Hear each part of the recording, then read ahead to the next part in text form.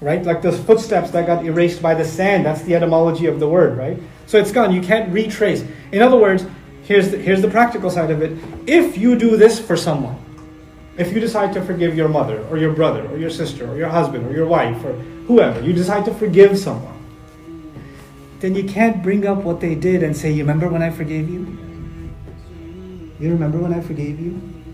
I'm so generous to you that I even forgave this. And I even forgave that. And that actually means you didn't forgive. Because when you forgive, the Arabic meaning of the word forgiveness actually literally has to do with covering or erasing. Covering or erasing. And this is not, I'm giving you the example of family. The forgiveness within family is talked about in Surah Al-Taghabun. 3 words are used in sequence. وَإِن تَعْفُوا وَتَصْفَحُوا وَتَغْفِرُوا فَإِنَّ اللَّهَ غَفُورٌ رَحِيمٌ. Allah says about your spouses and your children, there can be enemies among them. They can create so much problem for you that they can become an enemy. What that means is they start taking you away from your religion. They start making you into a bad person. They start calling you towards haram. Your love for them is now challenging. It's either love for them or love for Allah. You have to pick one. That's a huge trial to be in. And at that time, you can become so angry at them because they're acting like abusive towards you. And, and they're becoming an enemy to your religion. That can happen. And if that happens, what does Allah say? وَإِن تَعْفُوا. And even in that case, if you can just cover up whatever offenses there are. Just cover it up. Meaning, if you're able to overlook past mistakes and they're making reform, this is not about continuous abusers. If they're making their changes, if you cover up, number one. وَتَصْفَحُوا is a remarkable word. And he says, then turn the page. Now, there's one thing that something's on a piece of paper, you erased it. It was written in pencil. You erased it. Then you did what? You turned the page. Now, turn the page means you can't see it anymore. They can't see it anymore. And even if they try to bring it up, I feel so bad about what No. The page has already been what? Turned. The page has already been turned. And then he says, وَتَغْفِرُ, and you cover. And literally, taghfiru means cover. What that means is if other people try to bring it up, you cover it up and say, we're not talking about that. That's over with. I don't know what you're talking about, because it's erased. And I'm not even on that page. And we're never going to bring this up again, because you're going to cover it up. وَتَغْفِرُ. Then Allah is forgiving. فَإِنَّ اللَّهَ غَفُورٌ رَحِيمٌ. So he says, this second quality, the first quality being those who spend when it's easy, when it's hard. The second quality being they're able to suppress the unruly parts of their anger. They're able to control rage. Not just their own, but even those around. They don't get riled up by what's going on around them. Okay? They don't react to other people. There's 2 kinds of rage, by the way, I forgot to mention. There's rage that's inside of you, and there's rage that other people instigate into you. So you could be on your own, sitting in your living room, and there's a fire burning inside your head. There's that kind of rage. And then you were completely fine until you talk to a couple of people and you're like, what? Right? And al-ghayth kind of covers both. You on your own are able to suppress, and you don't get instigated by others. You don't get fired up because you had conversations with others. Because Allah says in the Quran, فَلْيَعْفُوا وَلْيَصْفَحُوا وَلَا تُحِبُّونَ أَنْ يَغْفِرَ اللَّهُ لَكُمْ. They should pardon. They should turn the page. Wouldn't you love Allah would forgive you? وَاللَّهُ يُحِبُّ الْمُحْسِنِينَ is even better than the ayah before. The ayah before offered heaven.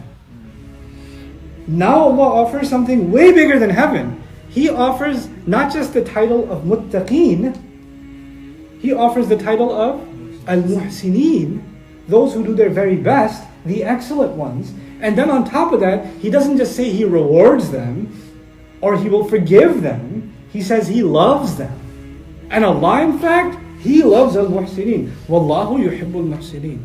That's what you get out of this.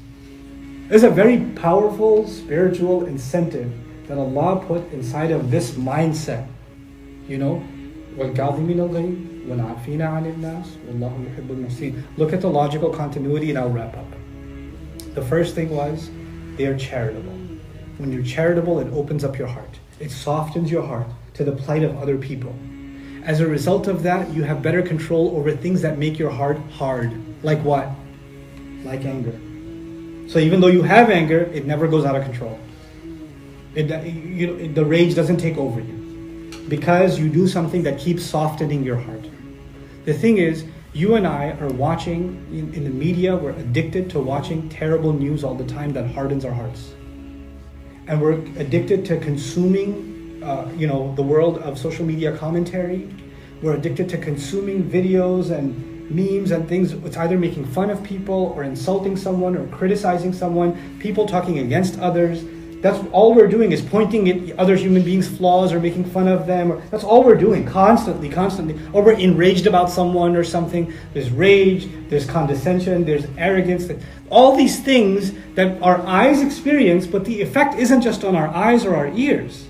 The effect is straight onto a hardened heart. And that hardened heart is less and less charitable, and it's less and less capable of forgiving. Less and less capable of suppressing anger. By the way, if someone is not able to control their anger, the third one is impossible, isn't it? Forgetting something that happened? No way. How do you want me to forget that? You want me to let that go? No. I won't let that go. There's another group of people that's remarkable.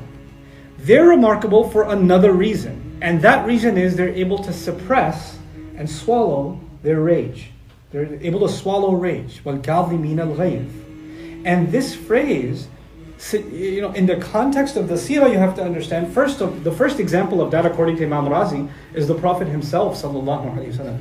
He's extremely infuriated, angry, frustrated, hurt, saddened by what happened to the Sahaba. Not just what happened to him, more importantly, what happened to Hamza radiallahu anhu.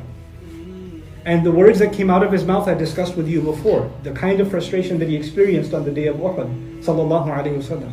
Allah says the first quality, they're able to suppress the anger. They're able to swallow that anger. And that the first demonstration of that was the Prophet himself, sallallahu alaihi wasallam. The second part of this is we did suffer terrible loss. And it was a result of some archers that left their position. Now everybody else who suffered loss or whose family member got killed, like you come home with not the news of victory, but you come home with the corpse of the father, the brother, the husband, the son, right? And what happened? How did this happen? Well, the archers left their position. Who? My neighbor? He's one of the archers? How are you going to look at that neighbor now? Every time you look at him, you're the reason my uncle's dead.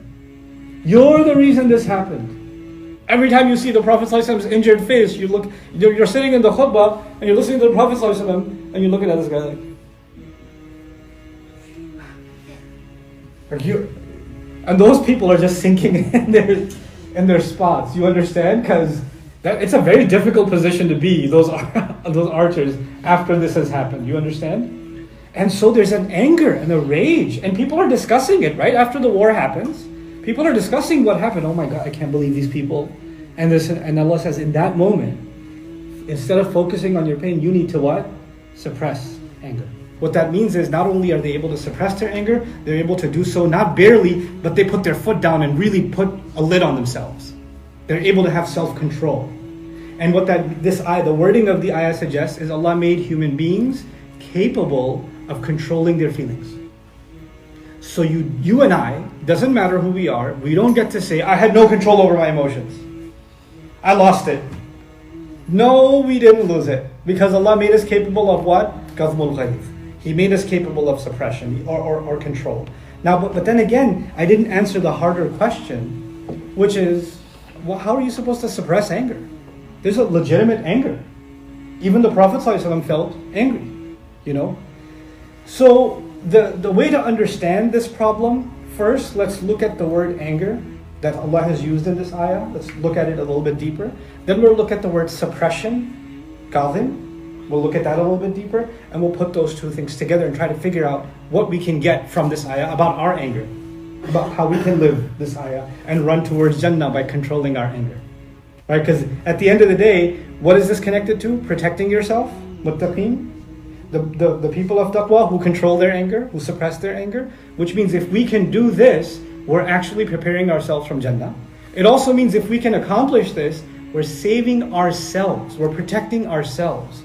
What that means is, if we're not able to suppress our anger, then the first harm we are doing is not to the one we're angry at. The first recipient of the harm is ourselves, because we fail to protect ourselves.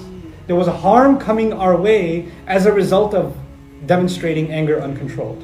right? He said anger itself. Suppress anger itself. You know what that means? Not only are they able to suppress their own anger, when angry people come around them, they're able to calm them down too. They don't, sometimes you know what happens? You're completely fine.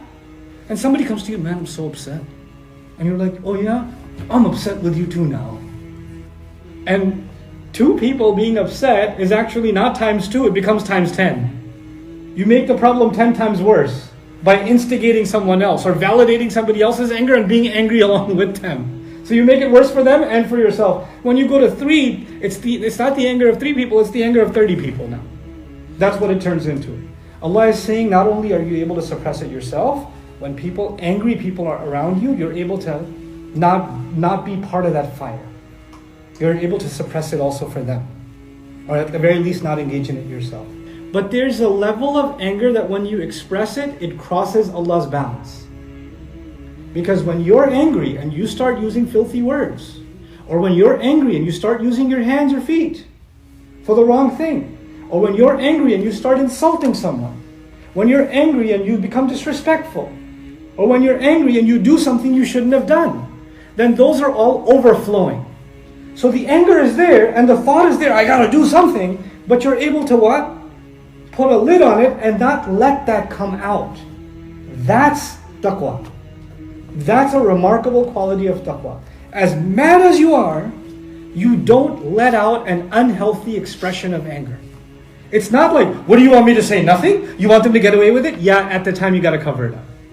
Because at the time, if you express your response, it's not going to be a good response. You're going to become as guilty as the one that's offending you. You understand? You got to let yourself come to a calmer state and then respond and say, hey, here's what was upsetting to me. They're able to do that. They're able to not react impulsively because of their frustration, because of that enraging heat inside of them. It's like contain that heat before it boils over and spills over and creates chaos. That's the imagery of al-kadhimin al-ghayz. And that's a pretty difficult thing to pull off. But look at the continuity. The first thing was they're charitable, right? When you're charitable, your heart opens up to people. The first thing that happens is your heart opens up to people. Becoming charitable means you're concerned about the well-being of others. The more you become concerned about the well-being of others, the less you are consumed with yourself.